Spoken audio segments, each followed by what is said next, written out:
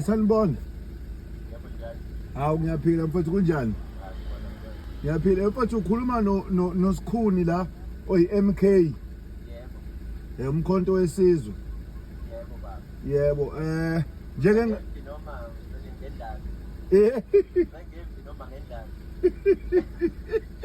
Hayi mfethu ngumkhonto Wesizwe manje ngiyakuma wengane yami mfethu yabo. Yebo. Ngiyolanda ingane asahlukana abantu. Yebo. Kodwa manje ngoba wangizalela ingane ufuna ngimphathele something yabo. Yebo, uyindoda. Hayi lento sifunda kuzuma amandla wethu. Manje ngiyacela kona MK lisho ungiphe lento le yini breakfast lento le. Yebo, le nkulu namapizza amakhulu. Hayi wena MK ngifuna lento mina yayona impela leyo nto leyo. Baba noma engababa. Hayi umoya nganyama ngayidla into ebabawo kodwa ngoba sesahlukana mengingamnika ngamabomu kodwa ngimgcwalisele ngimbabisele.